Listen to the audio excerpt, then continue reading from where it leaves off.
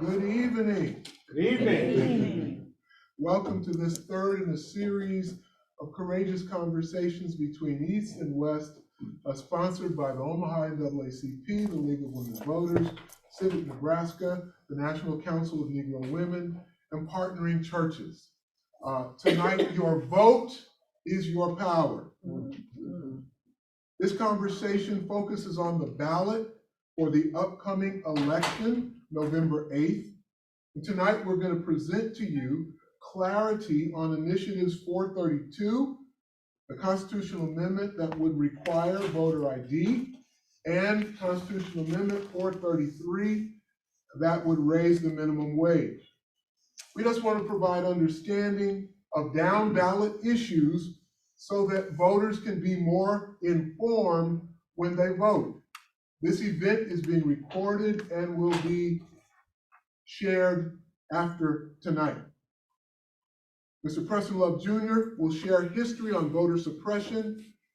Douglas County Elections Commissioner, Mr. Brian Kruse, will speak on the security of our elections. Heather Engdahl will share facts related to voter ID, and Nancy Williams will share facts related to the minimum wage. We'll have an opportunity to kind of break up into small groups and engage one another with dialogue on some questions that we've put together, and then we'll do some question and answer with the panel. Then Ms. Cynde Glismann, League of Women Voters co-president, will share information from the League of Women Voters Voters Guide to help us gain knowledge on those down ballot issues, as well as judges that are up for retention. So we're glad that you came. Thank you for your presence, both physically and virtually.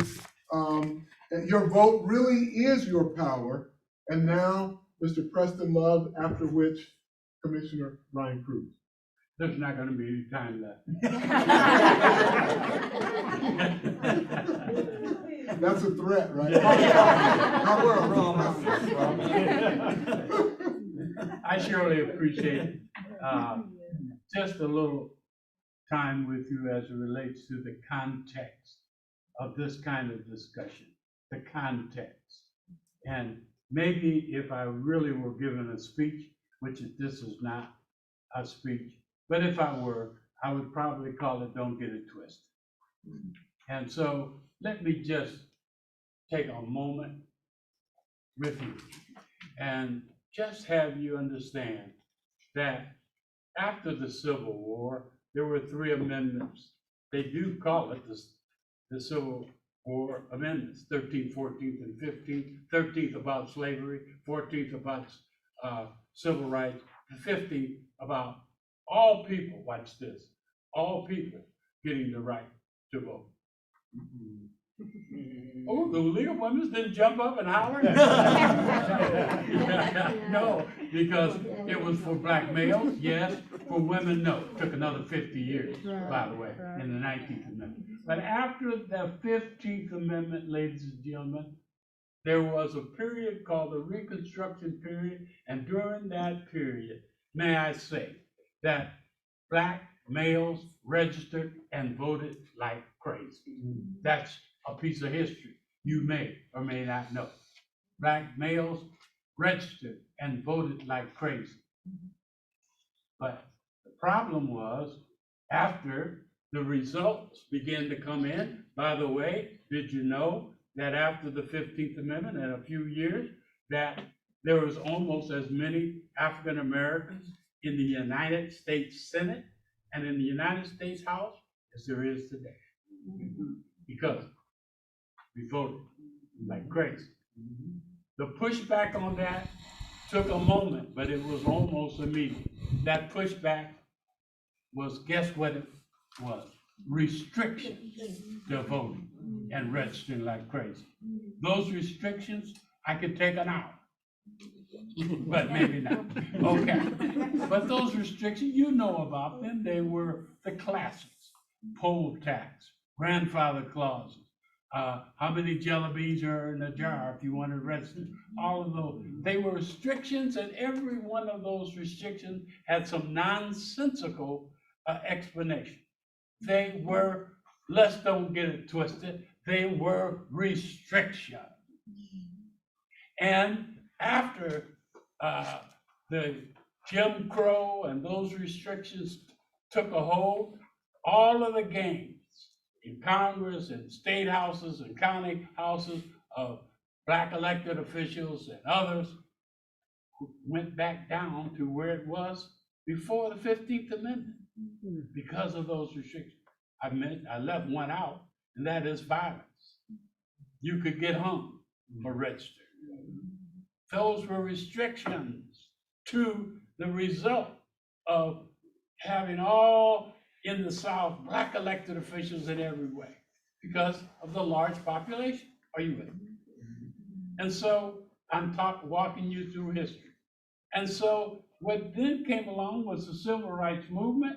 The Civil Rights Movement was focused on really three broad categories: fair housing, civil rights, but absolutely voting rights.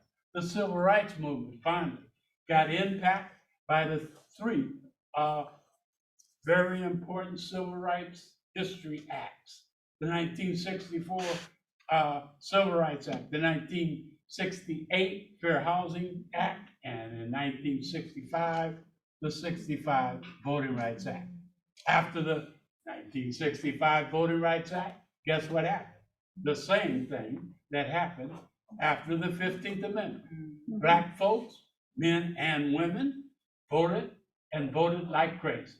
And the impact of that was again skyrocketing black elected officials. Ladies and gentlemen, after that came Jim Crow 2. And guess what that was? Voter restrictions all over again. And then, how dare this country take all of those gains and turn them into a big, giant voting bonanza in 2008?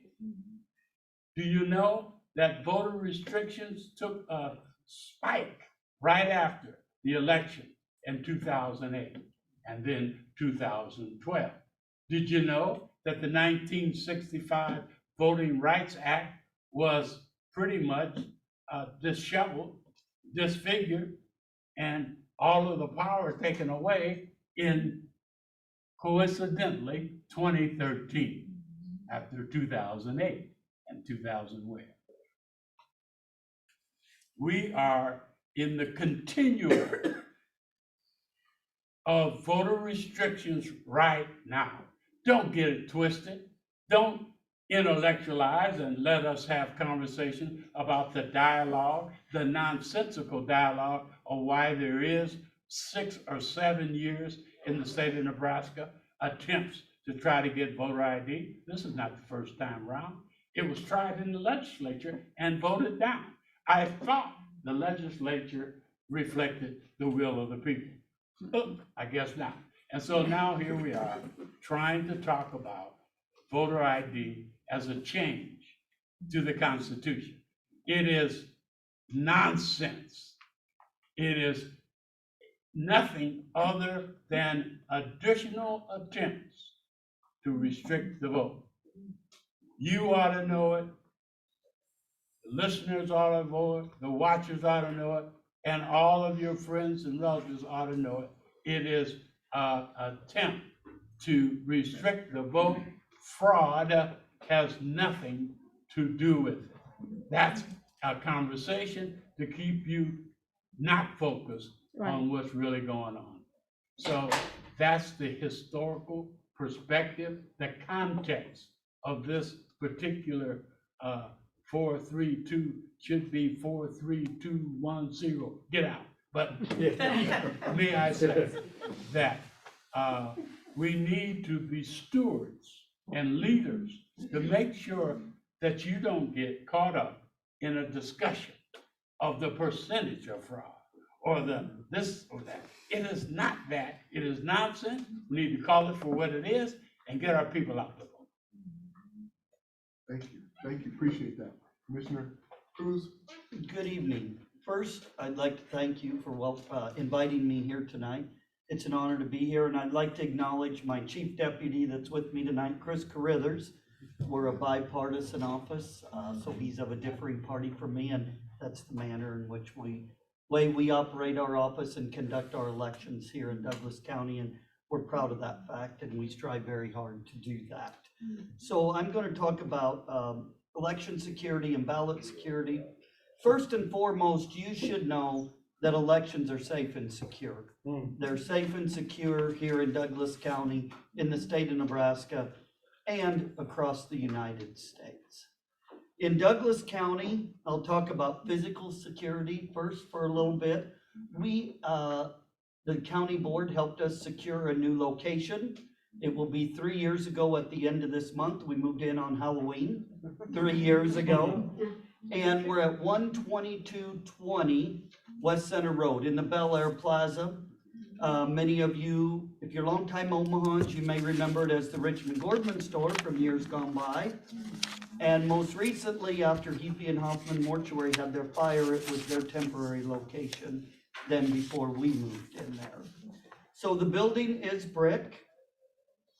Within the building, we have about 13,000 square feet upstairs on the west end of working space, and then 6,000 square feet of warehouse space down below. The space is all secure. There's card readers to get everywhere. In certain areas like the counting room and the vault where we store ballots, it's double authentication. So you have to have a card reader plus a PIN code. Obviously, we have a tracking system so we know who comes in and out of there. We have, in the new building, one of the things that was very important to me is we have all kinds of windows in the counting room. If you've been to our office, there's windows from the customer service counter that look right back into the counting room. That's where we print our ballots, and that's where we count the ballots. On the side, there's also a viewing window and window in the doors where the media and observers can watch the process from there. We have cameras in there and all over the building, both internally and externally. And then on certain days, but especially on election day, the Douglas County Sheriff Department provides us all kinds of physical security with sheriffs. They help the evening drop off, but more importantly, they're in our lobby. When ballots are being taken out, we have sheriff's cars and sheriffs there to help us control doorways, access points, and things of that nature. So we're very appreciative of the Sheriff's Department for helping us conduct that. As far as ballot security goes, when you request an early voting ballot by mail, we check each of those signatures both on the request and the ballot that comes back in. Those are checked by actual employees, workers of the Election Commission. Every request that comes in and every ballot that comes in, no matter how many or how few, are looked at by a physical person and compared to the signatures that we have on file for you. We often have numerous signatures on file because when voters request a ballot, we will scan that signature onto the record from voter registration. We also have agency sharing, so if you register or update your voter ID online at the DMV, we will get agency sharing from that. So if we still don't believe that we have a signature that matches, we will contact you and we will work to correct that. If your signature has changed over the years or you have changed your signature due to illness or some other issue, please feel free to contact our office. We do have people that do that. They'll send in a letter or they'll call us and we can get the new signature on file and make notes of that. Before we print any ballots, we run all kinds of test deck through all of our counting machines. So we will print test ballots. We will have our people, our employees randomly go through and mark them. Then we will have other employees randomly go through and tally those up. Then we run them through each of the machines to make sure that they match up before we ever print a live ballot. After the election is over, we do what we call a canvass or an audit. And we do that of every ward and every precinct and every split. And so every ward, precinct, and split is where an individual lives and what you vote on. So that could be, you know, not like everybody's gonna vote on Congress and governor, but it could be a school, difference of a school district, an NRD board, OPPD district, MUD district, et cetera, et cetera. And every ballot has a number on it. We number them from 001 all the way into the 300s. And we generally start from the east and go to the west. So the larger the ballot number, in theory, the farther west we go in the county. And then we look at every ballot number and we do an audit on that after the election to make sure who signed in at the polling place and the number of ballots that were run through the machine, you know, add up. Or we look at that to see maybe what happens if there is a small discrepancy. That's why elections are never official on election night. And we always canvass about 2.5 weeks after the election. Because of our sheer numbers, it takes us that long to do that. So, because when you go to the polling place, you sign in or register. If you've ever noticed there's a barcode next to your name, well, after the election, we have to go through and physically scan every one of those barcodes for people that voted, and that gives us our tally then of who signed in, and it also gives you voter credit for voting. And then after the election, the Secretary of State's office will randomly choose 2 to 3 precincts and races. So they might tell us, you know, Ward 7, Precinct 15, the governor's race. Then we go and pull those physical ballots and we'll do a hand tally of those that the voters actually mark the ovals in, compare them with our machine tallies to make sure that our hand tallies after the fact equal up. And so we do that for each and every election. So again, I just want to reiterate that voters in Douglas County in the state of Nebraska should be and can be confident that on all levels, our elections are safe and secure, and every ballot that is voted correctly and properly will be counted and will be counted for one vote, the oval in which the voter has chosen to do that. And I'll just leave with saying this, since we're in election season, I'll just give a little public service announcement here quick. If you have a by-mail ballot at home, on your desk, in your car, in your kitchen table, 2 very important things, or wherever you may have it, 2 very important things. You have to sign the back of it in order for it to be counted. So check, double check, and triple check. If you don't, our office will contact you, but then you have to come to our office to sign that. The second thing is they have to be in by 8 p.m. on election night. Postmarks do not count in the state of Nebraska. So get that in one of our drop boxes or mail it to us. So with that, I thank you very much, Pastor. I know I exceeded my time a little bit probably, but thank you. We appreciate you. Would you just say a word about the time that you're open? Yeah, absolutely. So our normal business hours are 8:30 a.m. to 5 p.m. Monday through Friday. During the election, the 2 Saturdays preceding the election, so that would be October 29th, and then I believe it's November 5th, we will be open from 9 to 1 p.m. And the 2 Tuesdays and Thursdays preceding the election, we will be open until 6 p.m. instead of 5 p.m. to give voters an opportunity who may not be able to get there during the hours of 8:30 to 5. If you have questions, you can go to our website, votedouglascounty.com. Up in the right-hand corner, it says contact, and then there's a link that says additional hours. You can always call us at 444-VOTE. Thank you very much. You're Appreciate welcome. your sharing tonight.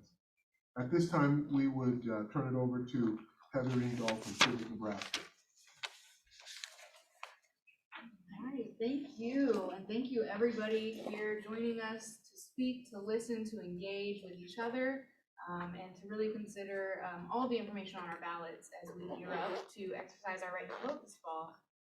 And so on the next slide, we do have the text of the amendment, proposed amendment, I shall say. And so I'm going to start there, and then I'll kind of share some information with you from my end too. And so Initiative 432, as proposed, notes that we shall amend the Nebraska Constitution to require that before casting a ballot in any election, a qualified voter shall present valid photographic identification in a manner specified by the legislature. And so the question is, shall that occur? And so a vote for this initiative would amend the state's constitution to require this, and a vote against Initiative 432 would mean that the Constitution will not be amended in this initiative. So I wanted to start there. That is exactly, what you can count on when it comes to seeing this on your ballot, whether you're voting by mail ahead of time or going to your polling place on November 8th. And so I appreciate being included today. As was mentioned, my name is Heather. I am the Director of Voting Rights at Civic, Nebraska. And I'm also the treasurer for our ballot committee. It's called Nebraskans for Free and Fair Elections. We are strongly opposed to this initiative. We have been working tirelessly, as Preston mentioned, time after time that this policy has been proposed at the state legislature. We have advocated to protect voting rights and protect our access to the ballot box. Quite frankly, this would restrict that. And so we have opposed it every time it's been introduced in that form. And now we're seeing it brought as a ballot initiative to pass it through, but still to pass it on to the legislature to actually write the law. And so I'm going to take you through a few key points here, but I want to start by just acknowledging, again, and echoing everything that Preston shared today, acknowledging these deep roots historically of voter suppression, and honestly, those impacts today that we're still seeing with current events, false narratives, and quite frankly, ridiculousness. And so with that, I'm going to talk through a couple key points here related to this, but I wanted to acknowledge that bottom line, all of this back and forth that we're seeing on the issue, it's really distracting from that key bottom line that this is a voter suppression tactic. Right. This is a voter restriction amendment. And so again, 432, it's an extreme measure, and we should not change or amend our state's constitution unnecessarily. That is a huge thing to do, and we should not take it lightly. It is not simple, and this policy is not just common sense or easy to reach for many voters. It was mentioned that we don't have voter fraud. We're not going to dwell on the technical pieces of that. Quite frankly, that is another key false narrative being pushed across the nation to really propel the implementation of these types of voter restriction tactics. I also want to highlight this will be costly. It will complicate our voting experience, and will have serious consequences as it relates to all of us, all Nebraskans, being able to exercise our right to vote free of impediment or hindrance. And so it's been noted this would cost millions of dollars, millions of taxpayer dollars. Let me be specific. We're quoting a fiscal note from a bill in 2018. We are all well aware of inflation and rising costs, and there are now many more Nebraskans that do not have ID compared to a few years ago. So we know that those costs have compounded. Those costs have increased. So millions of taxpayer dollars that can and should be better spent on investments that actually have a return that improves Nebraskans' experience of life and wellness. I also want to note that if you are 18 years of age and a U.S. citizen, you have the right to vote. And those two things, I can prove that with or without an ID. It sometimes can make it a lot easier if we have an ID or a driver's license, but we need to recognize that a driver's license or ID is not necessary to prove my identity and to prove those key points of eligibility. finally, also with that point, we already have voter registration. It's a very important process. It is required before you can vote here in Nebraska. You can register to vote as soon as you become a resident of Nebraska. You meet those two key requirements.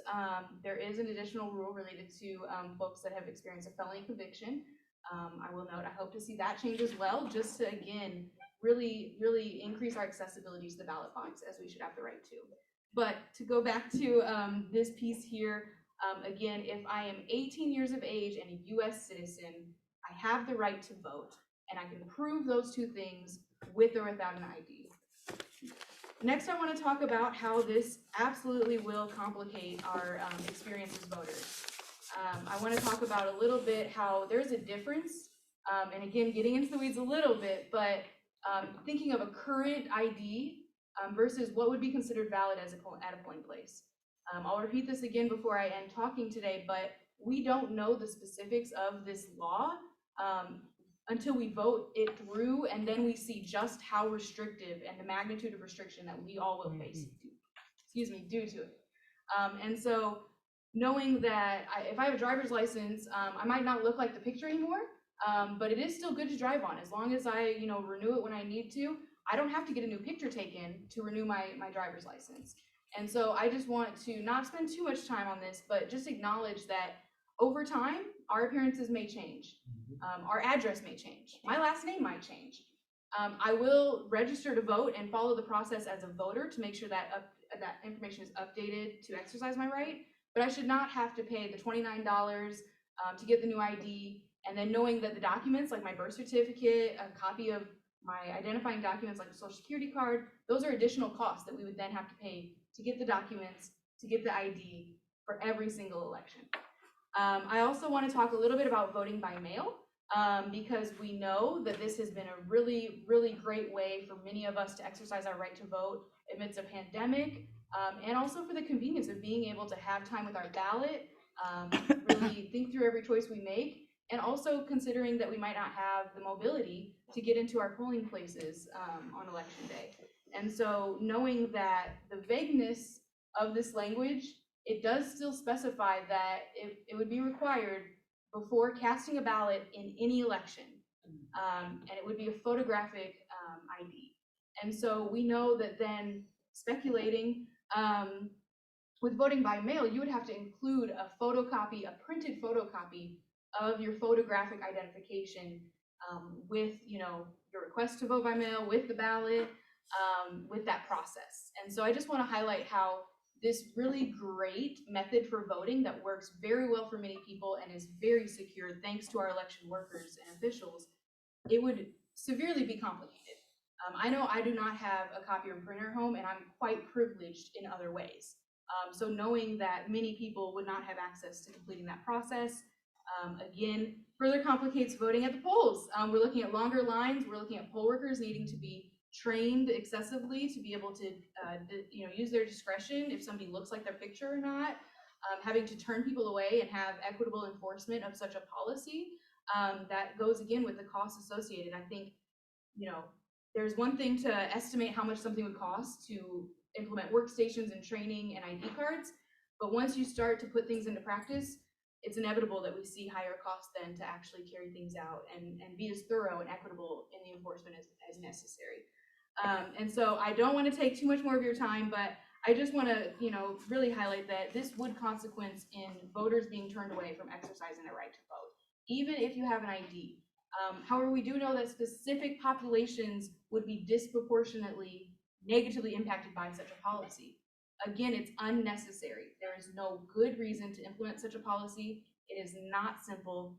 And I urge everybody, give it a second and third thought here, because when you dig a little bit deeper, you see the roots of this, and that this is really just the tip of an iceberg, and that we could be opening the door to further restrictions that, again, are not necessary. We already have a really great, secure system for our elections, and it will remain that way without such a policy. So again, we should not make irresponsible changes to our Constitution based on the actions of anywhere else, any other state or country. I think that it's not good elsewhere, and it wouldn't be good here for us as voters, wishing to have equitable access to our right to vote. I also want to note that no one can guarantee that voters won't be disenfranchised. It seems pretty inevitable when we're looking at 60,000 Nebraskans that don't have an ID right now, and probably tens of thousands more that could be turned away due to a technicality of a plastic card. And so finally, I urge everyone to really look into this. I understand if, this is kind of an introduction to this information, you want to think it through on your own time. I just really encourage everybody to get informed and to ultimately vote against Initiative 432 so that we can protect our right to vote, as all of our other fundamental constitutional rights depend on it. Thank you for having me. Thank you, Heather. It's kind of amazing. I think you actually took more time than Preston did. He rubbing off on me. Two things though, based on what you said, Heather, I think that we need to share. You talked about the legislature writing the law, but you and I were in the presence of Senator Salama, who is the chairperson of Citizens for Voter ID this couple of days ago, and she shared with us that she would write the law. And she said she would write the law based on the same laws that she had been presenting to the legislature that had not been passed. So that was very telling. Yeah. The other thing that's telling before we move on is that according to Ballotpedia, spending to get this initiative on the ballot, $2.08 million was spent. That's right. 1.88 million of that was spent by our governor's mother. I think those are facts that people ought to know. Now it's time to move from voter ID to raise the wage. Miss Nancy Williams will speak to us regarding raise the wage. Thank you. I didn't know if they're still doing the video in between. I didn't know either. I just skipped the video. Okay. Oh, no. Well, I haven't started yet, so It's okay. I went over my time. No, it's okay. There's a video that we were going to show. Pardon me. I got to talking about money and I got twisted. Please, if you would, turn and watch the screen. We have a 3-minute video to share, and then we'll move forward. Thank you. You're welcome.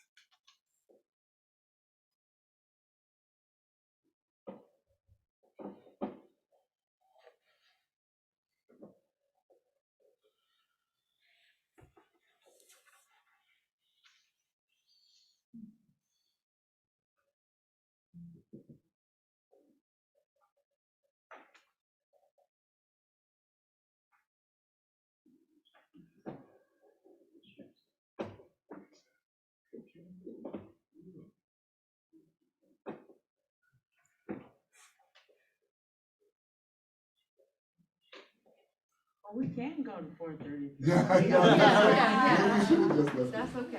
While you work on it, it's depending on where the sound is, where the video is connected to, the sound may also be trying to come out of that same place. So, I used to work in IT for a while, so that used to be my job to troubleshoot that stuff. So I will speak a little bit about Initiative 433. My name is Nancy Williams, and I'm here for Raise the Wage Nebraska tonight. Thanks for having me, and thanks for all the information that's been shared so far. There's some documents out on the table, and I've also gotten some at my house already, so hopefully you have as well.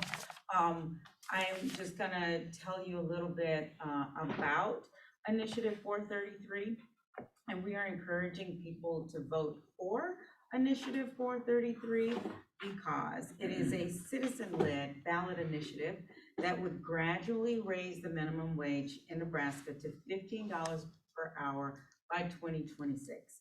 And voting for 433 ensures that our neighbors will be able to afford basic necessities like food and rent. And for some folks that are not renting, it also helps them stay in their homes because it takes a lot to live these days. And especially if folks also have kids and are covering the cost of daycare and childcare and transportation. Why is it needed? Because our neighbors that work as healthcare aides, that work as classroom aides, that work as skilled laborers that are not earning a living wage already would be affected by this. If you didn't know these numbers, a full-time minimum wage job right now at $9 an hour is less than $20,000 a year. And that is, I remember daycare 15 years ago was more than that for the kids that we have. And right now, multiple Nebraskans work multiple jobs just to try to make ends meet, and sometimes that still doesn't work. Who will benefit? Of those who will benefit, 75% are adults, and most of them are over the age of 20. 61% are women, and so raising the minimum wage will help close the gender gap, the gender pay gap. 43% have attended college, and many who have graduated with a post-secondary degree. 43% live in rural Nebraska. So this is not just an urban issue. This is a statewide issue. And 21% are parents. And when we look at this, if parents are not earning a wage that keeps them out of poverty, that means that the kids are also living in poverty. And we have a lot of evidence around educational outcomes for kids who live in poverty. So this will help support the kids and the parents. We know that this is likely to lead to more positive outcomes for both children and their families. Let's see.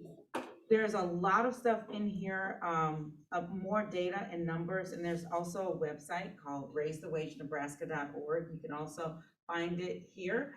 I don't want to read all of this stuff to you, but the things that were a highlight for me is that there were signatures from citizens in every county in Nebraska. And that says a lot because this is something that everybody is coming together to support because we care about each other and we want to ensure that each of us has what we need to live our best possible lives because this is the place where we can ensure that that happens. When we do this, there will be, I believe as far as the ID process has gone, we moved back in November to a new location. Our moving process wasn't one of those things where, you know, over the course of X amount of months, we planned and knew was coming up. It was sort of last second situation, and when things happen last second, you have to move at a rapid pace, I'd say. And so as a result of that, with moving with some of my legal information, a couple of those things again got either misplaced or somewhere that I am unknowing of, or just simply aren't with me at all. With my Social Security card, that had been misplaced or lost, one or the other, and so as a result, I've been in a situation now where I've been trying to go back and forth with people online in the efforts to get that situation resolved. Would ask that we would break up into 4 groups. That we can use the tables maybe, and those who are sitting out front as groups. And if you wouldn't mind just kind of up front here, kind of making a circle, those of you at the tables, being the group together. And Kathy will facilitate the group here. Well, I'm sorry, Kathy, why don't you do this front group? And Marshall's at that table already, so Marshall can facilitate that group. And, Thank you, yeah. Cynde, you want to facilitate the group on the end, and Heather, you want to facilitate the. And the tables, we'll have about 15 to 20 minutes. Yes, so there are questions that will be up on the screen that the facilitators will function. I have to join a group. You know, we got a pretty small group here. You all join. Okay, good, all right. Oh, no.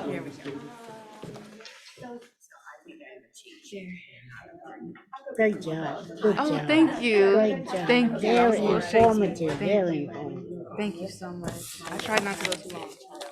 And it's necessary, necessary. Y'all are here. Pardon? Hi there. I'm Lorraine Jackson. I'm president of the National Council of Negro Women. And you are? I'm John Pollock, Okay, John. just a concerned voter. Citizen, yeah, that's what we need. I'm Frank Plummer, just a voter. All right, great, great. That's what we need, more people, just concerned citizens and voters to come be informed. And, I'm Heather. Heather, I work yeah. at Civic, Nebraska. I'm also very concerned community member from right here in Omaha. White Hudson, also member of the National Coalition of Negro Women. Yes, I didn't know you came over. And then I can speak for, I'm not gonna cut you out, but Dr. Carol Mitchell, who just had to leave, she is our chairperson for National Council of Negro Women.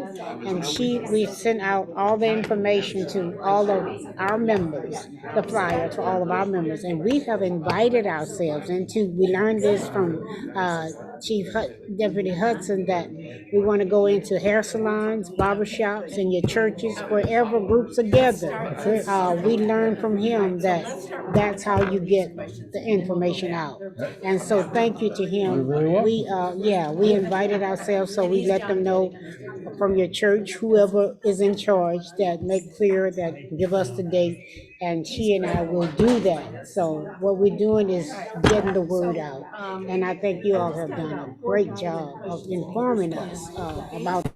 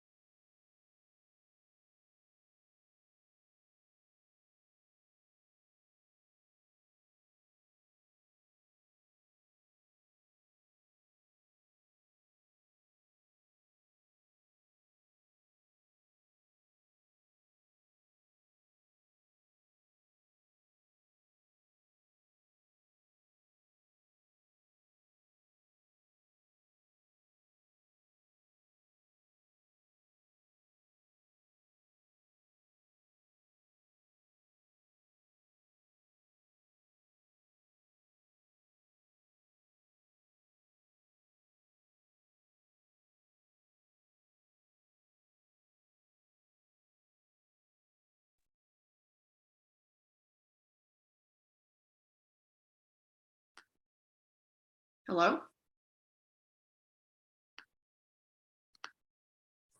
Hello? Hi, this is Pam. Oh, you were able to unmute. Yes. Oh, great. We had wanted to discuss online, but at first I couldn't unmute. Reverend Williams just said to try it now, and so I did, and here I am speaking. Oh, great. Oh, good. And my name is Deb Shaw. I am the secretary of NAACP, so I work with Pastor Williams. So I just wanted us to have a chance to have some discussion. If Sure. anybody wanted to. Yeah. I don't know if anybody else is unmuting, but our church is Second Unitarian here in Omaha, and we've been trying to be involved in defeating the voter ID requirement. The minimum wage increase we're all in support of, but we haven't done as much activism with that measure. So I don't know where the thinking is in terms of which of these measures will or won't get passed. My name is Kamari Snipe, and I'm a Nebraska voter. So as far as the ID, but it was good to hear the election commissioner speak again about their policies and processes regarding the vote counting process and how they run the elections. Yeah, that was good to hear. They seem to be very thorough. People just need to know that that's the process. If they don't know that, then they can believe anything. the process has gone. We moved back in November to a new location. Our moving process wasn't hearing that they had where, on say over the some of course people of X who amount of are- months, we planned and knew was coming up. It was sort of a last second situation. let When them things know the happen audio last is second, you have to move bringing in. at a rapid pace, I'd say. And so as a result of that, with moving with some of my legal information, a couple of those Oh, things they're playing again the got video. either misplaced or somewhere that I am unknowing of, or just simply aren't with me at all with my social security. Anyway, so I was saying at the hearing on Tuesday, people who are in favor of the initiative were like, there is fraud in our voting system, and you know it. And she turned around and looked at everybody in the room. It's like, and you know it, and you know it, and you know it. And we're like, no, we don't, because nobody's shown us that there's any evidence of it, So I just feel like, people get in their silos of information or disinformation and just choose to believe something that needs to be investigated more thoroughly. Yeah, I agree too. And it's unfortunate because the ones that are not educating themselves are just going on hearsay. Like you say, where's the proof? Prove to me that there's fraud. Yeah. The World Herald had a story, I think it ran last fall. An investigative journalist at that paper talked to people who are in favor of the voter ID requirement, people who are opposed to the voter ID requirement, election officials, and political scientists in the academic arena who study election processes, and none of them could point to a voter impersonation case or systemic voter fraud in the history of Nebraska elections. And so I think what Preston Love says is really, people need to take that to heart. Like, what is the impetus behind this?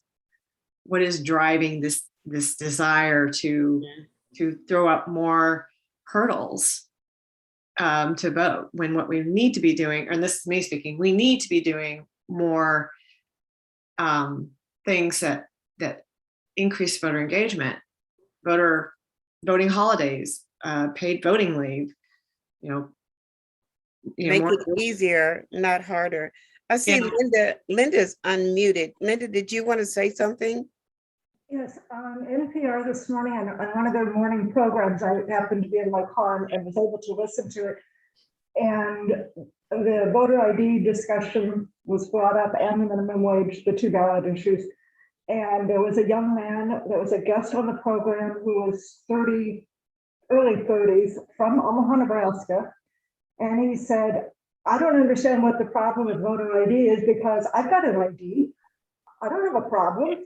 And I make more than minimum wage, and it's going to cost me more, and small businesses are going to be out of business. And everything he said was, it's not going to affect me. I'm not going to make any more money. I already make more than that.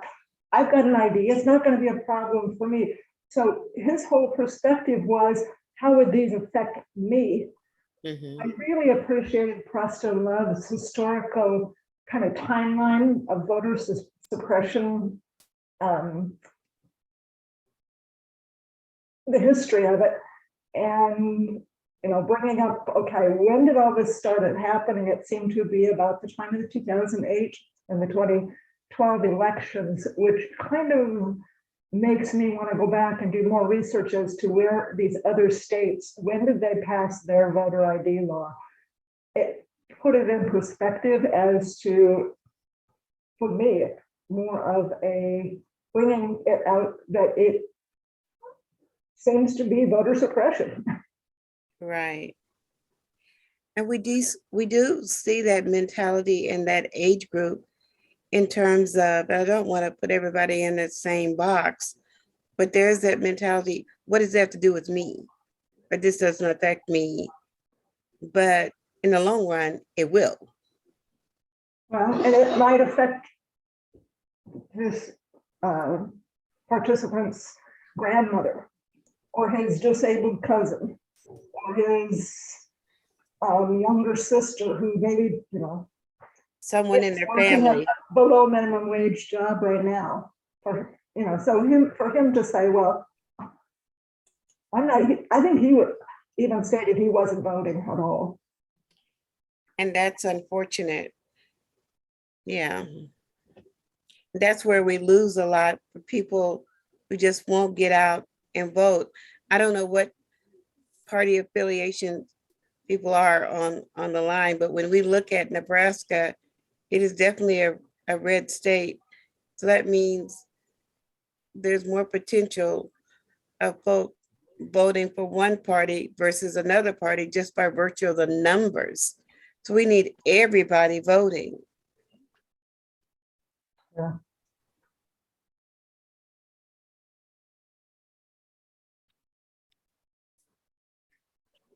I hope they don't forget to turn the mic back on and get us back in. If I don't know if it looks like Pastor's on the phone. I don't know. Does it look like he's on the phone? But I'm gonna text him to make sure they don't forget to get us back in. But thanks for your comments.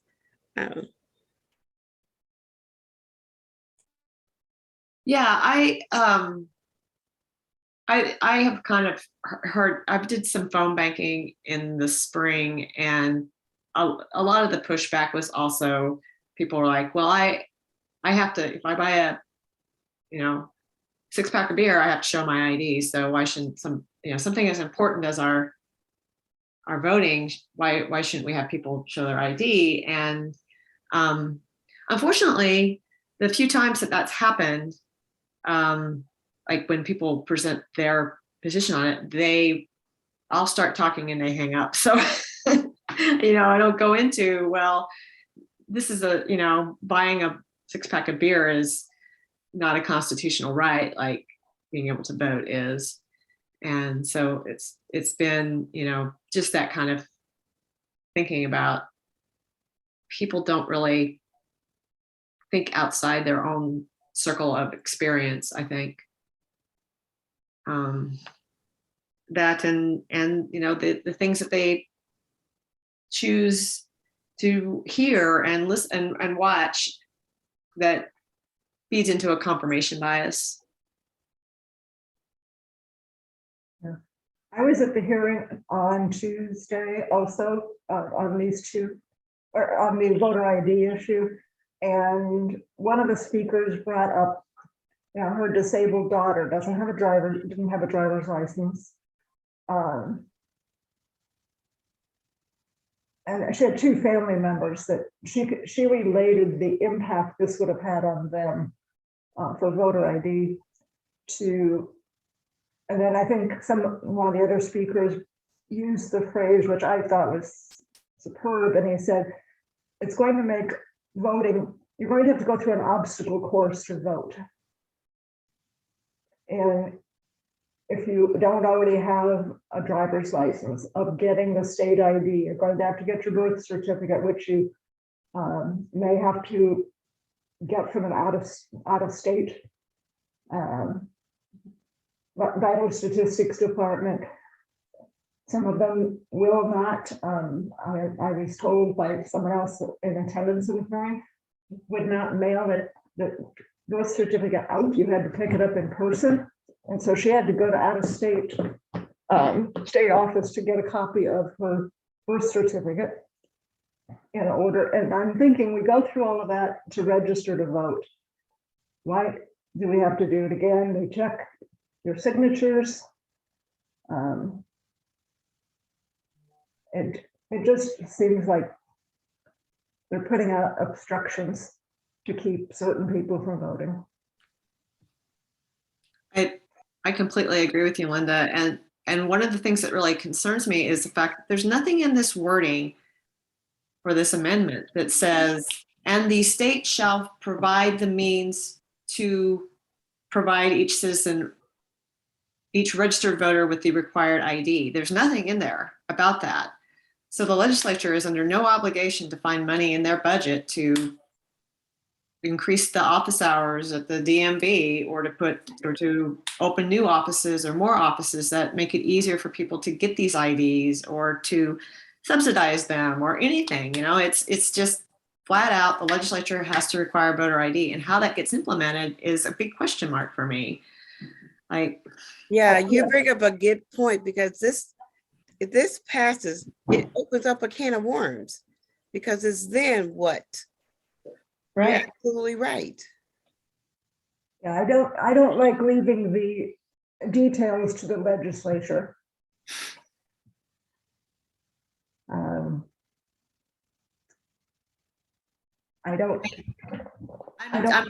just wonder the legislator will make it a streamlined process. I wonder if there's probably somewhere in the legislature archives, we could go back and look at the exact details of Senator Slama's previous bills that she's introduced, and just see if there's any indication that she addresses that. I'm guessing that it probably doesn't really address it, but I could be wrong.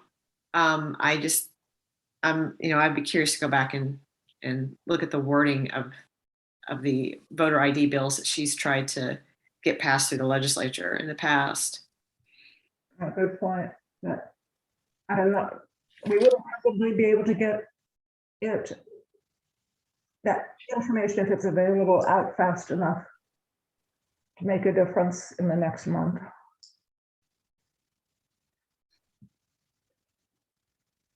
So all we can do, I go to First Unitarian Church, and we sent out a mailing to all of our members and regular attendees,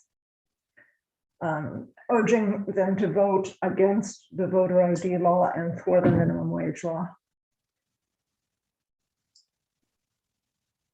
That's good. That's good.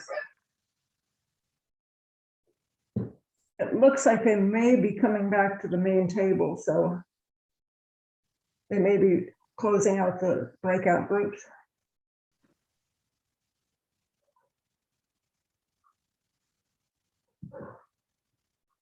So I'm going to mute myself. Goodbye, everyone.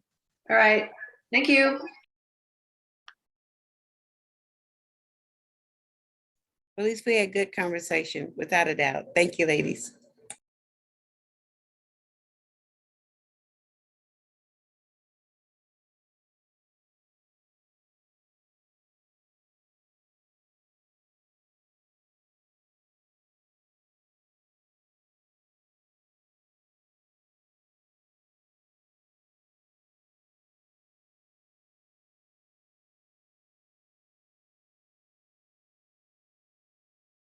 On my ballot, I have 43 races on my ballot.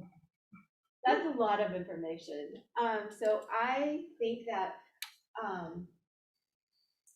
it's important to give some tips on where to find information before you walk into your polling station or start filling out your ballot. So with the I'm with the League of Women Voters, and so we encourage people to find information about judges is to Google the Nebraska Bar Association.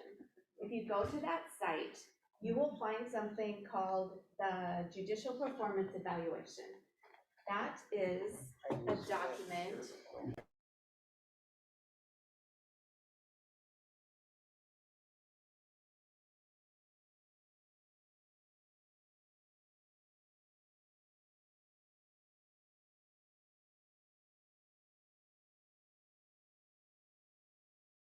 that are up for retention this year.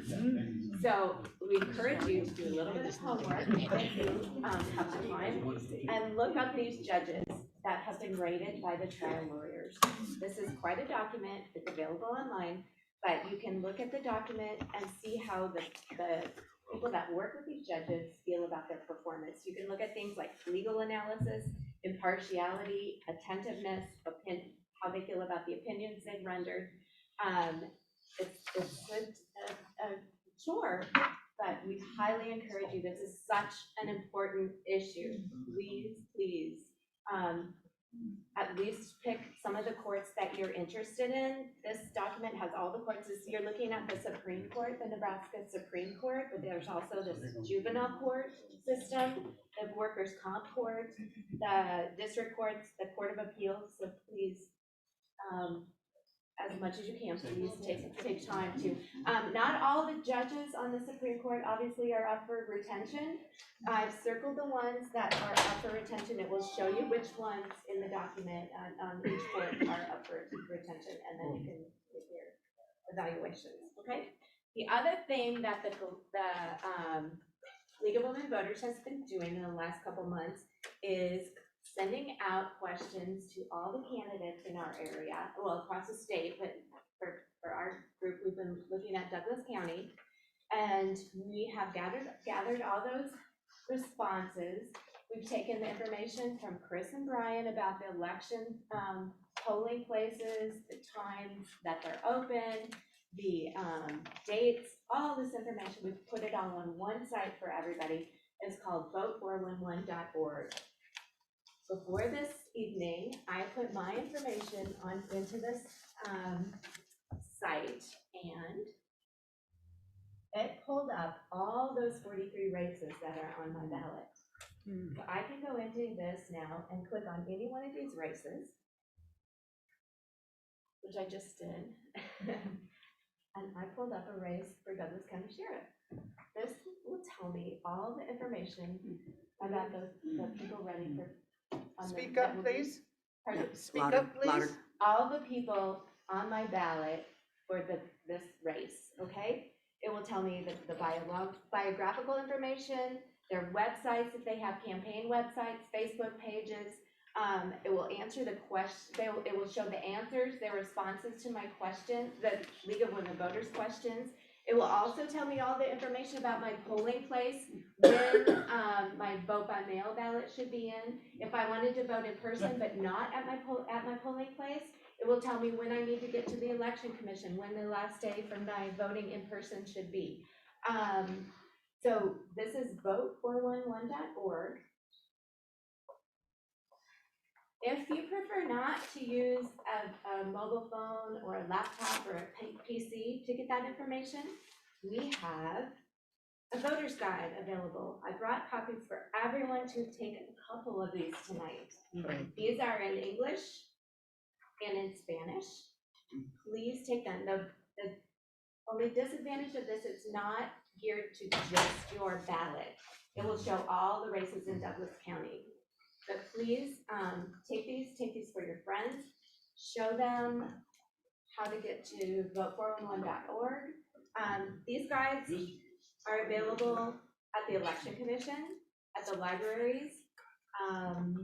They're also distributed in the Reader El Perico and available at our league office. If you want to give us a call, we'll give you as many as you'd like. Okay? And if I can add one thing, in the paper copy, Yes?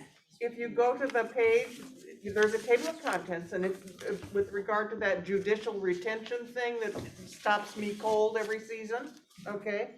It takes you on that page, it gives you the link to get to that Yep. table Yep. of analysis Yes. on the judges. So Judges- that link is in here. Right. Judges do not campaign, so we provide the link to how to get to here in this paper guide too. Yes, thank you And very with much. that, we're gonna start the question and Great. answer period, okay? So you had your hand up, go ahead and ask your question. Go right ahead.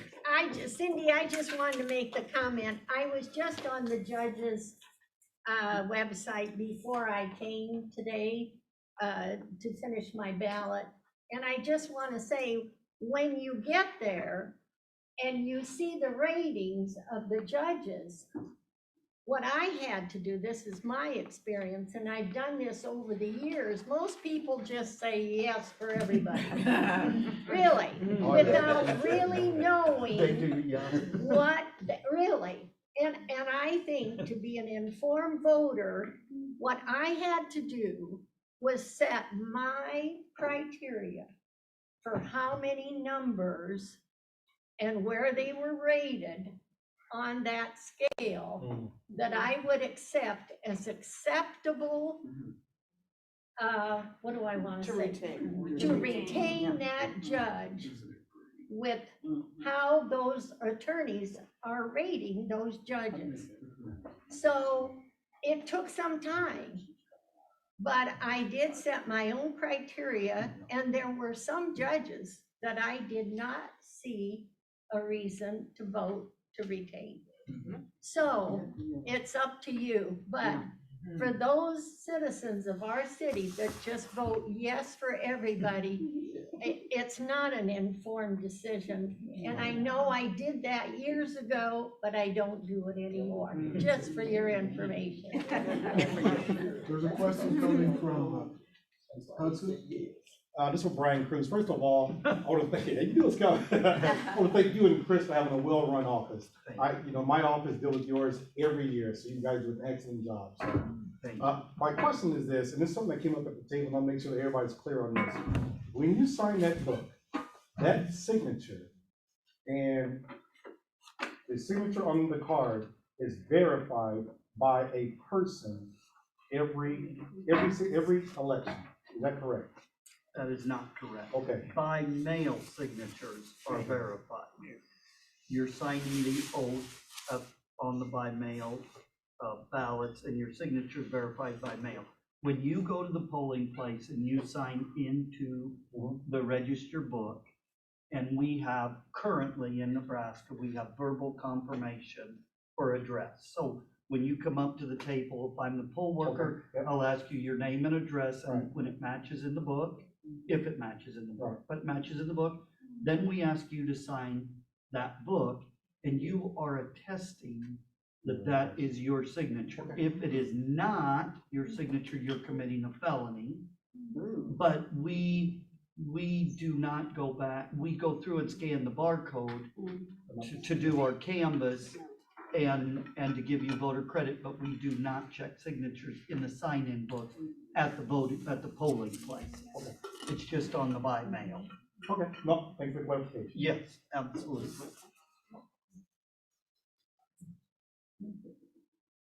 And thank you to the sheriff's office, because we couldn't do it without you. You guys are great. Thank you.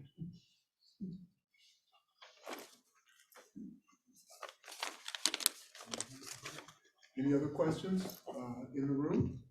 We're just gonna check to see if there are any virtual. Go right ahead. I have a question about the 8 times that the legislature has denied the voter ID.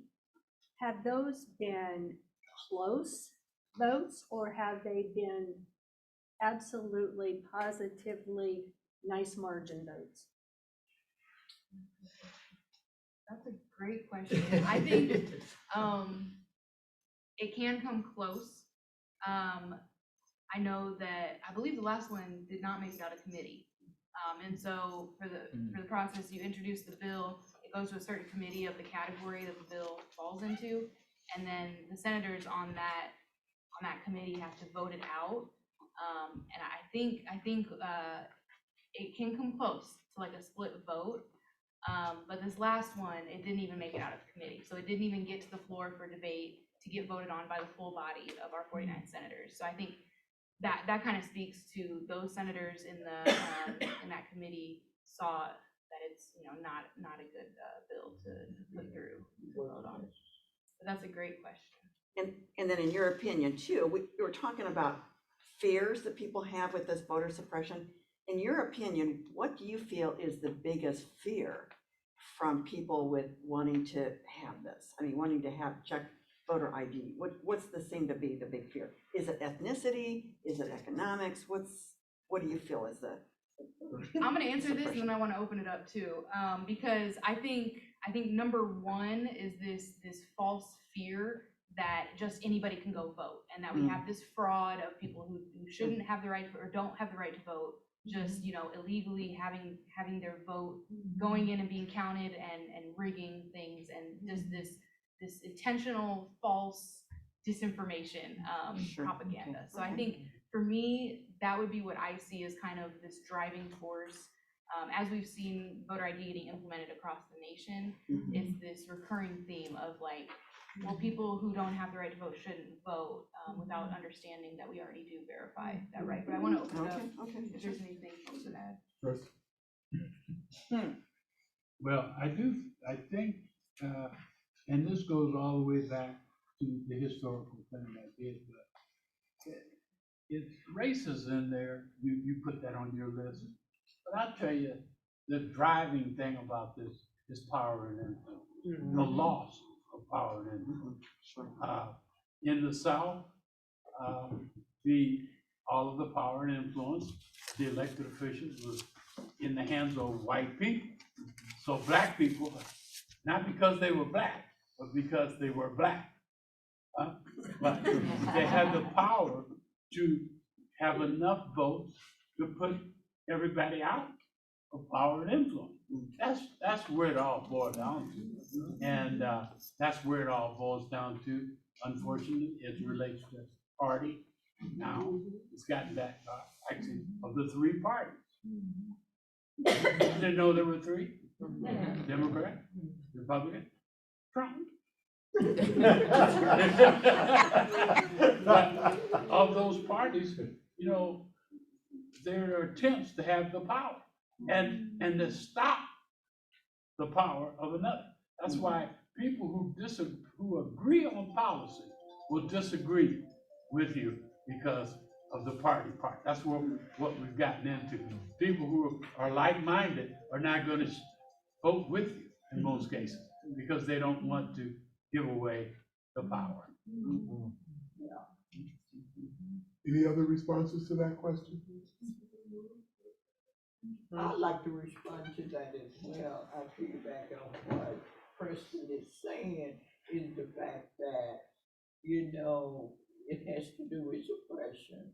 The other thing is that they have learned that Black people are loyal voters. They will go to the polls to vote, and they will go in numbers, and that is the main thing behind wanting even the voter ID, because of all the groups, Latino and the Black people would have more of a difficult time with the voter ID thing.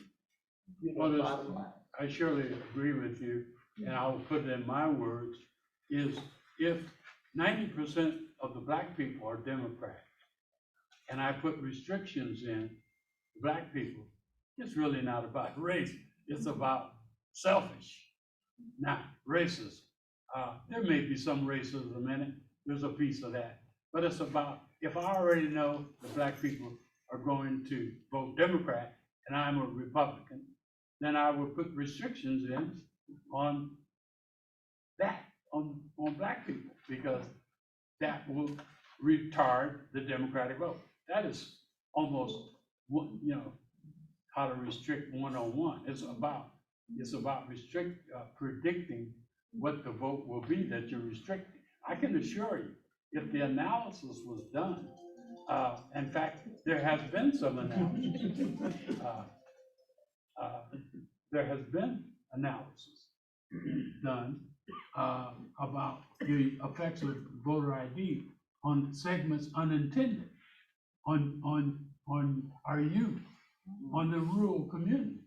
That's an unintended thing. The intention was to reduce the minority votes, votes that they could predict. They didn't do that well. And so what's going to happen, I predict, if it's passed, is down the road, there's going to be all kind of pushback from quarters unknown.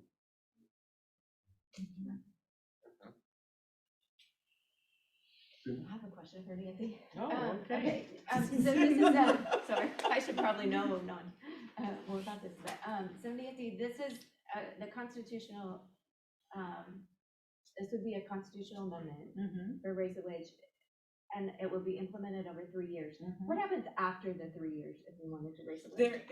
If you bring up the thing again, it should show that it would be indexed. I don't have the exact language here, but I can. Indexed to the cost of living. Exactly. And so, this is, so to get to $15 by 2026, but then to not have to go through this process again, to ensure that the wage keeps up with the cost of living. Right.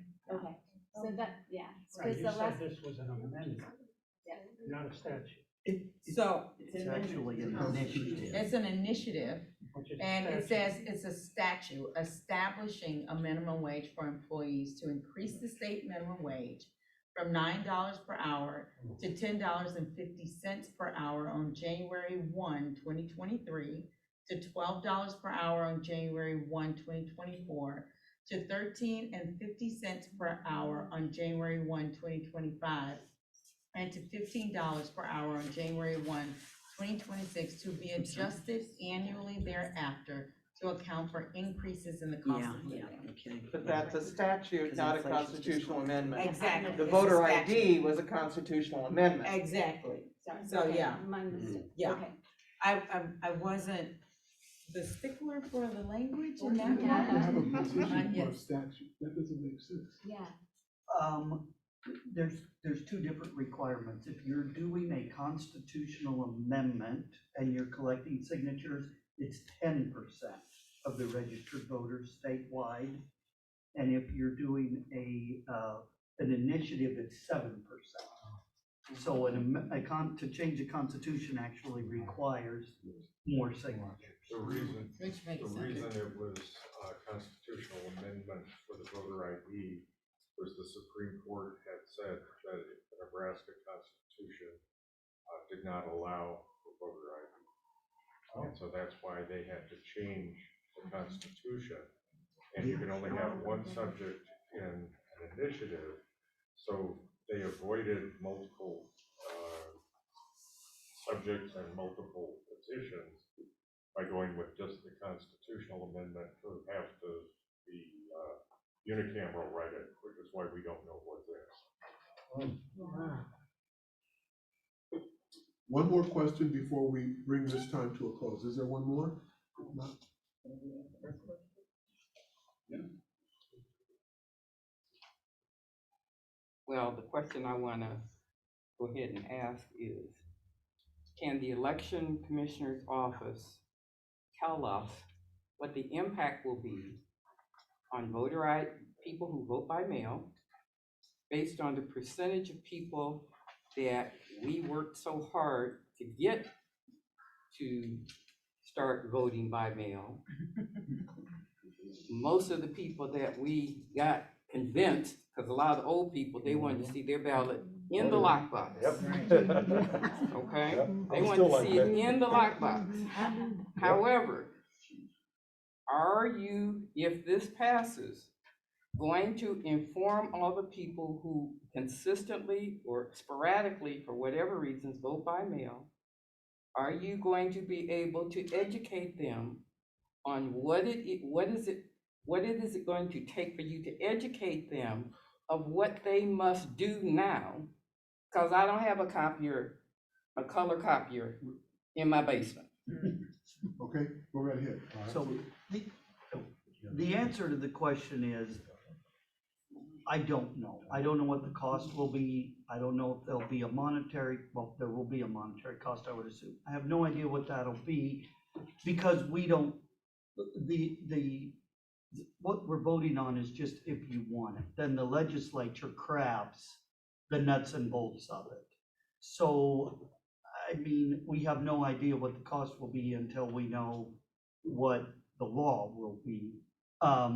I want to know So what the the answer- impact will be. So More than the cost. answer I want is- to know what the impact is going to be on how you're going to educate people. all these people who are now voting by mail before pandemic, but especially post-pandemic. Sure. How are we going to get them to pivot so that they don't lose their voting rights? Sure.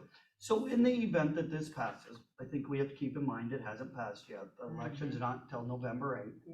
So it's important to note, I think in the event it passes, and then once we see and determine if it passes, what the legislature sets forth for us, you know, our office prides ourselves in transparency. And so, yes, we will do some sort of education. The local media has been great partners with us, our community partners, such as this, Empowerment Network, SONA in South Omaha, Millard Business Association, all of those types of things. Chris and I try to be very involved in the community, IMA. I've worked with IMA over the years. So, you know, those are things we can do essentially at no cost. But we're talking 2-year window, Brian, and what I want to know is, what is the percentage of people in Douglas County who currently vote by mail? Oh, I'm sorry, I didn't understand that. In the presidential general election of 2020, approximately 63% of voters voted by mail. Now, we have to remember that was during the pandemic. This election, I am thinking, I'm kind of predicting that it'll be 50% early voting, with the vast majority of that being by mail, some in person. But 50% early voting and 50% polling place is what I'm thinking. Out of how many total voters? We have 358,000 registered voters.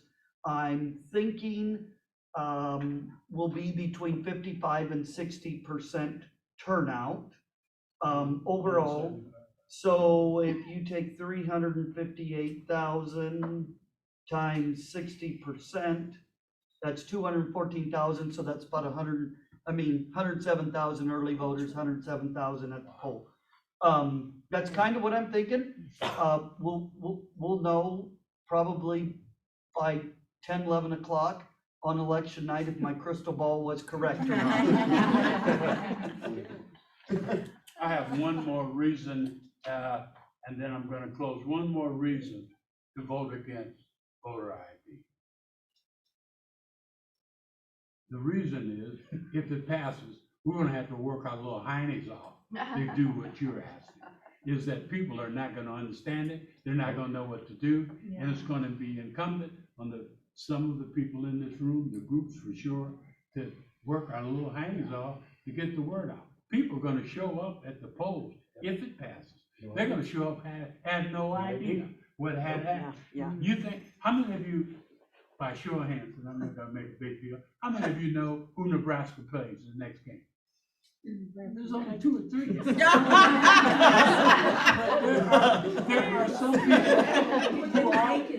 are people who know exactly who they're gonna play. There are some people who don't even know what we're talking about now. Let alone if it gets passed, they're gonna show up at the poll. What do you mean, voter ID? I never heard. I'm telling you, we're gonna have to work ourselves. It's my job. Go ahead. I'd like to make an observation. I don't know if I can articulate this well or not, but I think it'd be a shame not to.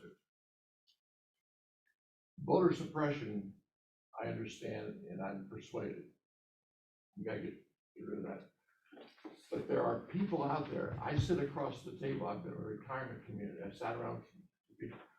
When people say, what's the big deal? Of course we ought to be able to, voter ID makes all the sense in the world. It's logical. Why don't we want to know who is voting has a right to vote?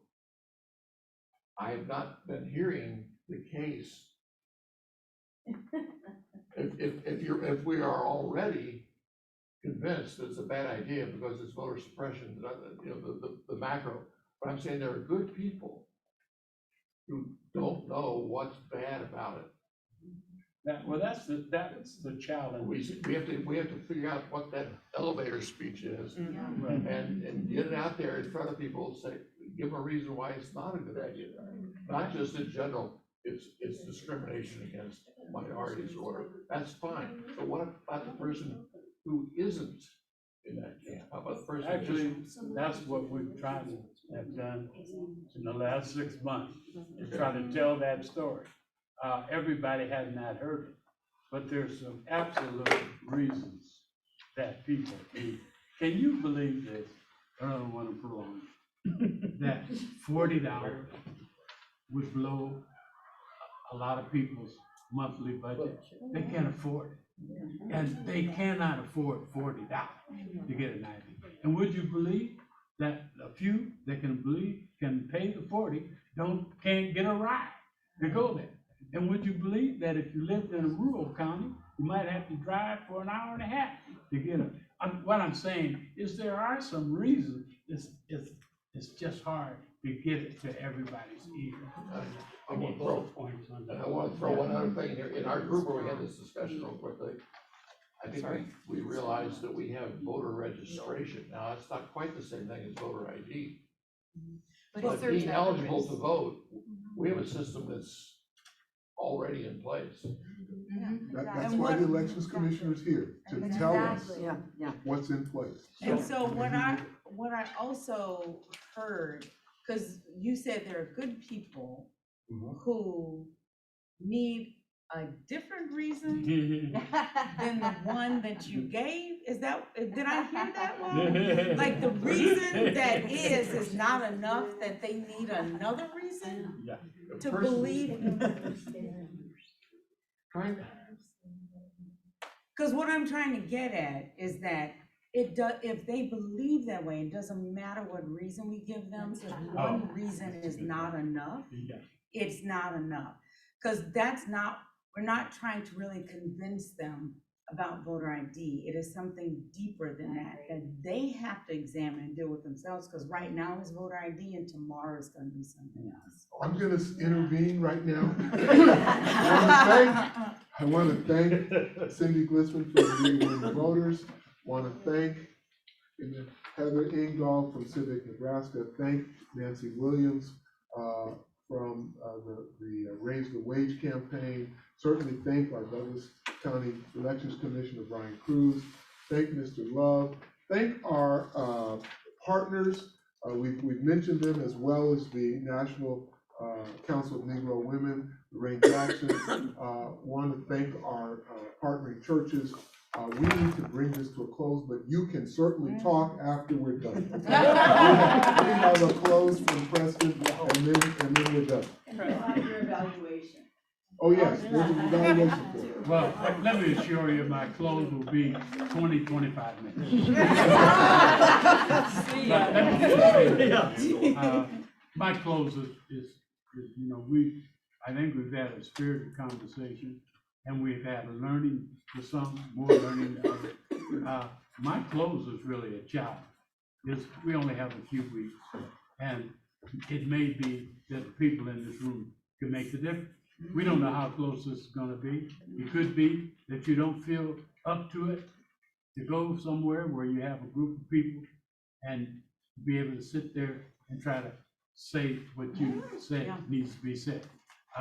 We just have to, I like to use sports analogy, but we've got to play the game all the way through to the last second. Not say, okay, we did a good job, let's just see what happens. We still got several weeks. A lot of people are still trying to figure this out. And we commend you to be out on a Thursday night to try to learn more and so forth. So let's pick up the challenge and see if we can just educate people a little more, and maybe we'll be victorious on this. I want to mention that I passed out to most of you a ride to the polls. If you need or know people who need a ride, have them call that number. But I would also say to you all, if you want to volunteer to drive, call that number. These days, I was telling someone, it used to be, Vicky Parks is my witness, that if you want to get a ride to the post, you had to meet me, and we sit all day waiting on a call. Because we didn't have cell phone, so you had to be somewhere. And so now with your cell phone, you can volunteer a ride and go about your day, and then we say, I need a ride, and you say, yeah, I can do that. And so we could use, we're always in need of drivers. Actually, we could use some now, because we can get people to the office and come together. So on behalf of all of us up here in our organization, I would commend us, because the one thing that we have that maybe you've overlooked, because we've had it for a while, is we've had the ability to get along with each other. And we meet all the time on the Zoom, and you actually bring us together, kind of almost as an advisory group, and we should keep together. We need each other. We need the power, the leverage of all of us to do all this stuff. There's a lot of people, good people. Yeah, and I want to say thank you for your courage and vulnerability, because it takes a lot to do that and say that in this space and to be open about it.